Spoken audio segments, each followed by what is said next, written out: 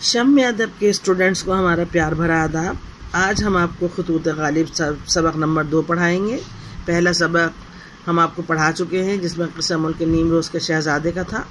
तो आपको सिर्फ ये करना है कि ये लेटर पढ़ना है और इस लेटर को अपने मुतरादिफ अल्फाज चेंज करके लिखना है। खतूत गालिब, मिर्ज़ा गालिब एक ऐसी शख्सियत हैं जो नस्र और नज़्म दोनों में पहचाने जाते हैं। नस्र में उनके खतूत हैं जो उन्होंने उस ज़माने में, जिस ज़माने में बड़े बड़े अलक़ाब व आदाब लिखे जाते थे, उन्होंने ऐसी एक नई अंदाज़ के ख़त लिखना शुरू किए। ऐसा लगता है जैसे ख़त जिसको वो लिख रहे हैं वो सामने बैठा उनसे बातें कर रहा हो। तो ये ख़त उन्होंने नवाब अनवारुद्दौला सादुद्दीन ख़ान नाम बहादुर शफ़क़ के नाम लिखा है, जिसमें उन्होंने ये लिखा है कि मुझे मालूम है कि मैं दीवाना हूँ, लेकिन ऐसा भी दीवाना नहीं हूँ कि मैं अपने आप को पहचान न सकूँ। हाँ, मुझे मालूम है कि मेरी दीवानगी इतनी है कि मैं अपने आप को पहचानता हूँ।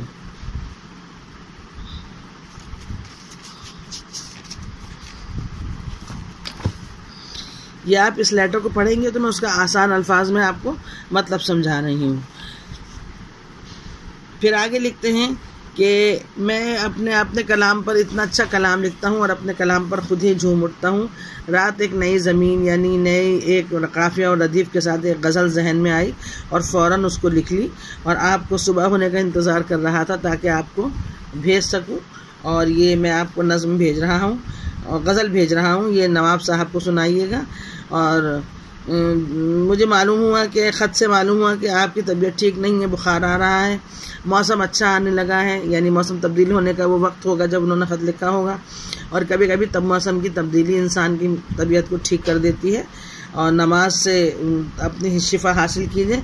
अगर ऐसा ना हो तो फिर हकीम को दिखाइए और अपना ख्याल रखिए। और ये गज़ल नवाब साहब को अरसाल कर दें।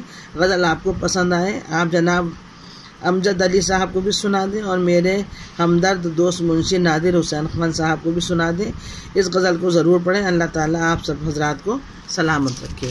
यानी जो ख़त हमने आपको ये इसमें जो लिखा है, सिर्फ इसका निचोड़ ये है कि मिर्ज़ा गालिब ने अपने दोस्त को ख़त लिखा और ये लिखा कि मैं ऐसा दीवाना हूँ जो अपने आप अपनी दीवानगी को समझता हूँ। ये क्या मेरी होशमंदी नहीं है? क्योंकि जो पागल होते हैं वो कभी अपने आप को पागल नहीं कहते। मैं अपने इतने होश में ख़त लिखता हूँ, मुझे मालूम है कि न मैं अलक़ाब लिख रहा हूँ, न आदाब, न बंदगी, न तस्लीम। और सुन गालिब, हम तुझसे कहते हैं तू ज़्यादा अपने आप को काबिल ना समझ। इस कदर खुश शनास माना कि तूने कई बरस रात को नौबत की गज़ल लिखी है। हमें मालूम है कि तू बहुत बेहतरीन गज़ल खो है, सुखनवर है, गज़लें लिखता है और अपने कलाम पर खुद ही झूमता है। मगर ये क्या, पहले अलक़ाब, आदाब, बंदगी कुछ तो हाथ जोड़कर मिजाज पुरसी कर लिया कर, फिर इनायत नामे आने का शुक्रिया अदा करा कर, उसके यानी ख़त आने का शुक्रिया अदा किया कर। जिस दिन सुबह को मैंने आपको ख़त भेजा उसी रोज़ फरमान आपका भी पहुंचा और मुझे मालूम हुआ कि आपकी तबीयत ठीक नहीं है। हरारत हनूज़ बाकी है, यानी बुखार है। इंशाअल्लाह ताला रफ़ा हो जाएगी, दूर हो जाएगी, मौसम अच्छा आ गया है। अगर नमाज रोज़े से काम ना चल सके तो फिर किसी तबीब को दिखा लीजिए। और मुझे भी, मेरी भी तबीयत ठीक नहीं है, मुझे भी जुलाब लगे हैं, यानी मोशन वगैरह हो रहे हैं। 5-7 दिन के बाद ठीक हो जाऊंगा।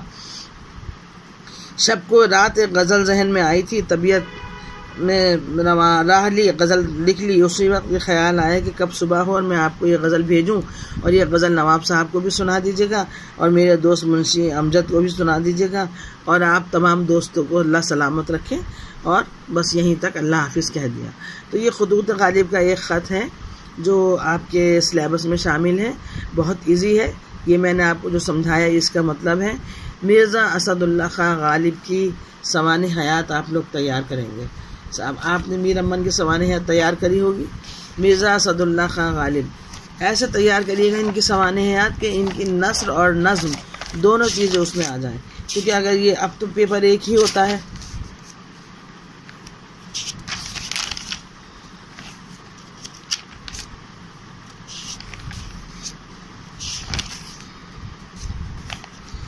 हमने मीर अमन की आपको तैयार कराई थी और 2 नंबर पे आप करेंगे मिर्ज़ा असदुल्ला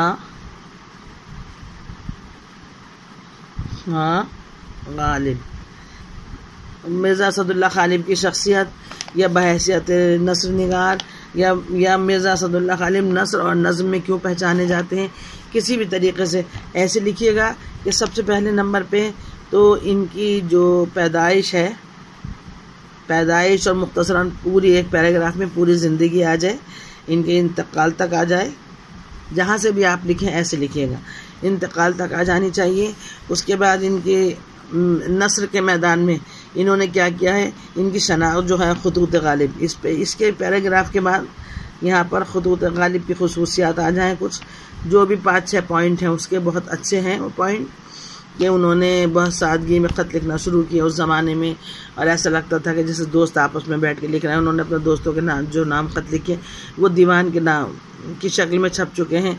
एक पैराग्राफ ही लिखिएगा, उसके बाद बहैसियत नज़्म निगार या बहैसियत गज़ल गो गालिब,